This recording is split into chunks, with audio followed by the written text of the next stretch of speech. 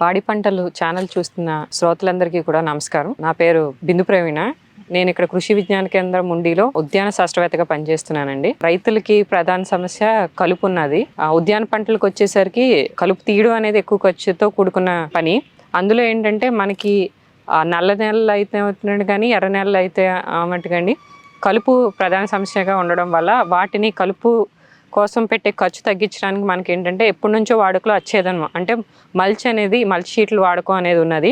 అంటే దీనికి ఏంటంటే ఎత్తైన మడులు వేసి మనం మల్చ్ షీట్లు అనేది పెట్టి అందు మీద మనం ఏ పంట అయితే అది పంటల తోట అయితే కానీ లేకపోతే కూరగాయలు నారు పెంచడం అనే కానీ అది వాడుకలో ఉంది. వేసుకునే క్రాప్ బట్టి మందం అనేది సెలెక్ట్ చేసుకోవాలి. అంటే థిక్నెస్ అంటే మనకి మందం వచ్చేసరికి 25 మైక్రాన్లు ఉంటుంది, 50 మైక్రాన్లు ఉంటుంది, లేదా 100 మైక్రాన్లు ఉంటుంది.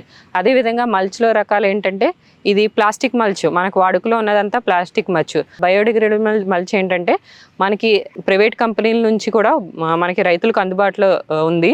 ఆ బయోడిగ్రేడబుల్ మల్చ్కి ప్లాస్టిక్ మల్చ్కి తేడా ఏంటంటే మనకి బయోడిగ్రేడబుల్ మల్చ్ వచ్చేసరికి మనకి అది 6 నెలల వ్యవధి అవ్వచ్చు, లేకపోతే సంవత్సరం వ్యవధి అవ్వచ్చు. ఆ కంపెనీ వాళ్ళ స్పెసిఫికేషన్ బట్టి కూడా అది డిగ్రేడ్ అంటే చిరుగుపోయి మట్టిలో కలిసిపోతుంది. కానీ ప్లాస్టిక్ మల్చ్ వచ్చేసరికి అది ఏ మందం అయినా కూడా సరే ఏంటంటే మనకి ఆ విచ్ఛేదనం అవ్వకుండా మనకి ఏంటంటే ఒక పొల్యూషన్, అదొక ముక్కలు అయిపోయి భూమిలో కానీ నీటిలో కానీ ఉండిపోవడం వల్ల అదొక కాలుష్యంగా సమస్య కింద తయారవుతుంది.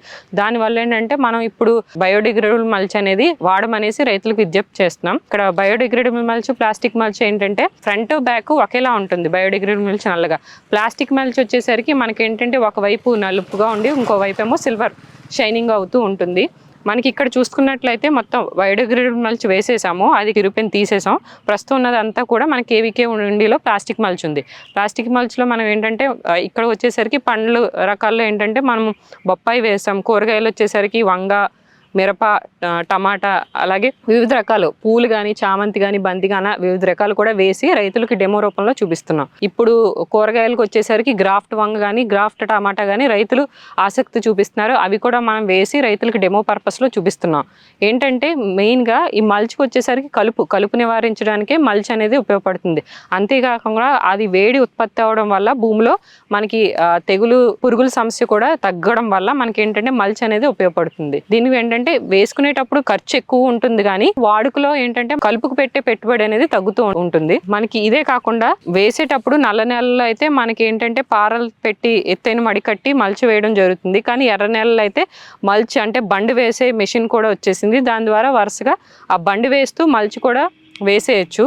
అలా కూడా ఈ మల్చ్ వేసి కూడా కూరగాయలు అయితే కానీ పండ్ల తోటలు అయితే కానీ మనం కలుపు లేకుండా అలాగే తెగుళ్ళు కూడా అలాగే పురుగులు కూడా తక్కువగా ఆశించడం వల్ల మనకి రైతులకు ఎంతో మేలు జరుగుతుంది. ఇది థిక్నెస్ బట్టి మనకి ఏంటంటే 25 మైక్రాన్లు ఉంది, 50 ఉంది, 100 మైక్రాన్లు ఉంది. 25 మైక్రాన్లు వచ్చేసరికి ఒక సీజన్కి, 50 మైక్రాన్లు వచ్చేసరికి 2 సీజన్లకి వస్తుంది. 100 మైక్రాన్లు వచ్చేసరికి ఏంటంటే పండ్ల తోటలు, ఎందుకంటే 2-3 సంవత్సరాలు పైబడి ఉంటాయి కాబట్టి పండ్ల తోటలు వాటికి ఏంటంటే 100 మైక్రాన్ల థిక్నెస్ ఉపయోగపడుతుంది. థిక్నెస్ బట్టి రేటు అంటే 25 మైక్రాన్లు 2500 నుంచి ఉంది. అది కూడా మీటర్ సైజ్, అది 200 మీటర్లు ఉంది, 800 మీటర్లు ఉంది. అంటే వాళ్ళ స్పెసిఫికేషన్స్ బట్టి, కంపెనీ వాళ్ళ స్పెసిఫికేషన్ కాబట్టి మనకు మార్కెట్లో అందుబాటులో ఉన్నాయి. మందం బట్టి అలాగే లెంత్ బట్టి. సో వాటిలో అదే విధంగా వెడల్పు బట్టి 0.9 మీటర్లు అంటే 1 మీటర్ లోపు, 1.2 మీటర్స్, 1.5 మీటర్ అలా కూడా వెడల్పు బట్టి కూడా దాని స్పెసిఫికేషన్ ప్రకారంగా కంపెనీ వాళ్ళు మార్కెట్లో రైతులకి అందుబాటులో తెస్తున్నారు.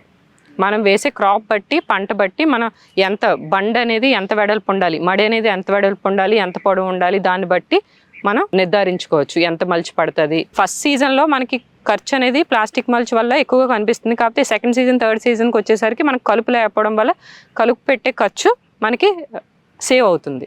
మనకి పండ్ల తోటలో వచ్చేసరికి బొప్పాయి వాటికి వేరుకుళ్ళు వస్తుంది. నారులో కూడా మనకి ఏంటంటే నారుకుళ్ళు వస్తుంది. అలాంటి టైంలో ఏంటంటే నారు మంచిగా పెంచుకుని ఎత్తు మడిలో దాన్ని తీసుకొచ్చి మల్చ్ షీట్ల మీద, మల్చ్ బెడ్ల మీద వేస్తే కలుపు రాదు. అట్ ది సేమ్ టైం వేరు ద్వారా వచ్చే కుళ్ళు అనేది రాకుండా ఉంటుంది. ఏదైనా సరే జామకాయ వేసుకోవచ్చు. హై డెన్సిటీ ప్లాంటింగ్ ఉన్నప్పుడు కూడా మనకి ఇనీషియల్గా ఏదైనా పండ్ల తోటలు వచ్చేసరికి 2 నుంచి 3 సంవత్సరాలు మనకి ఏంటంటే మొక్క అనేది పెరుగుతూ ఉంటుంది. పెరుగుతూ ఉన్నప్పుడు ఏంటంటే ఆ ఇనీషియల్ స్టేజ్లో ఏంటంటే కలుపు ఎక్కువ సమస్య ఉంటుంది. తర్వాత 4-5 సంవత్సరాల నుంచి అది శాఖీయంగా బాగా వృద్ధి చెందుతుంది కాబట్టి కింద అనేది కలుపు ఉండదు నీడ వల్ల. అందువల్ల అంటే 2-3 సంవత్సరాల వరకు మనం కలుపు లేకుండా చేయడానికి ఏంటంటే ఈ హై థిక్నెస్ అంటే 100 మైక్రాల థిక్నెస్ కానీ బయోడిగ్రేడబుల్ కానీ మంచి వేసుకుంటే పండ్ల తోటలకి అన్నిటికీ కూడా మొదటి 2-3 సంవత్సరాల వరకు మనం కలుపు లేకుండా ఉంచగలిగితే తొందరగా వృద్ధి చెందుతుంది మొక్క అనేది. తర్వాత నుంచి ఇలాగ 3-4 సంవత్సరాలు అయ్యేసరికి ఎలాగంగా బ్రాంచ్లు అనేది కొమ్మలు అవి వస్తాయి కాబట్టి కింద నీడపడి మొదలైతే అంతా కలుపు లేకుండా ఉంటుంది. కూరగాయలకు వచ్చేసరికి ఆ థిక్నెస్ బట్టి మనకి ఏంటంటే అలాగే మొక్కకి మధ్య దూరం బట్టి కూడా అది 30 సెంటీమీటర్లు అవచ్చు, 60 సెంటీమీటర్లు అవ్వచ్చు, 90 అవ్వచ్చు కూడా కన్నాలతో కూడా ఇప్పుడు సప్లై చేసి అన్నీ కూడా కన్నాలతో వస్తున్నాయి. సో డైరెక్ట్గా నారు తెచ్చేసి ఆ కన్నంలో నాటేసుకోవడం. స్పేసింగ్ బట్టి మిరపకి ఈ స్పేసింగ్లో ఉంటుంది, అలా డిఫరెంట్ స్పేసింగ్తో కూడా కన్నాలతో కూడా మనకి మల్చి షీట్స్ లభ్యమవుతున్నాయి. మల్చి షీట్లు వేసుకుని కూరగాయలు కానీ పండ్ల తోటలు కానీ పండించుకునే రైతులు ఇందులో కానీ ఏమైనా సమస్యలు కానీ టెక్నికల్ నాలెడ్జ్ కానీ ఏమైనా తెలుసుకోవాలని అనుకుంటే మమ్మల్ని సంప్రదించవలసిందిగా కోరుతున్నాము. ధన్యవాదాలు.